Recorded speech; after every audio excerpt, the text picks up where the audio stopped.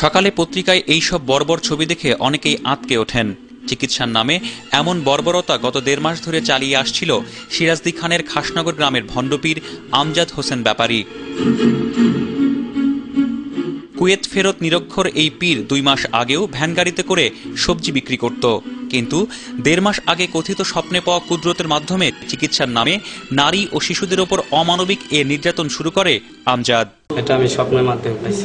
স্বপ্নে কিভাবে পাইলেন? স্বপ্নে আমাকে দেখাইলো একদিন, ২ দিন, এরকম ৩ দিন দেখার পরে একজনকে আমি বললাম যে প্যারালাইসিস রোগী জানলে মনে ভালো হইব। আমি স্বপ্নে দেখি মায়ের গর্ভের থেকে লুলা হয়, এটাকে টাঙ্গাতাম, বেঁধে টাঙ্গায় যে পাউটা সোজা করে উনিকে ডলা দেওয়া হইতো। এরকম করে দেখা গেছে রোগী ভালো হচ্ছে। আবার যেটা ঘুরানো হইতো, এটা দেখতাম যে 2 ঠ্যাং যদি এই থাকতো, দোনো ঠ্যাং ধরে ঘুরাইতে হইতো, যাতে রগগুলো আস্তে আস্তে ছাড়লে যাতে উনি হাঁটতে পারে।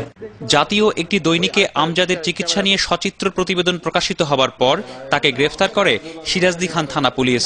এ সময় সে স্বীকার করে কোনো চিকিৎসা পদ্ধতি তো দূরের কথা, ভালোভাবে নামাজই পড়তে পারে না আমজাদ।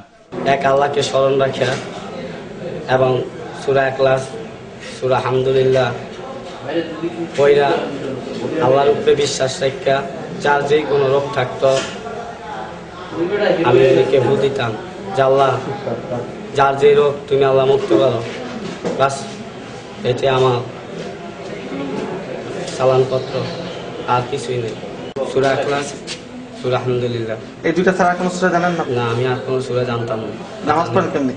নামাজ আমি এই 2 সূরা দিয়ে আল্লাহর প্রতি ঈমান রেখে বিশ্বাস রেখে আমি নামাজ পড়ি, কবুল করেন না মালিক আল্লাহ। আমজাদ আরও স্বীকার করে বেদম প্রহারের পর রোগীদেরকে সে শুধু সরিষার তেল আর ডাবের পানি খেতে দিত। তাতে কোনো কাজ হয় কিনা জানতে চাইলে সে জানায়, রোগ থেকে মুক্তি দেওয়ার একমাত্র মালিক আল্লাহ। রাহাত মিনহাজ, ATN বাংলা, ঢাকা।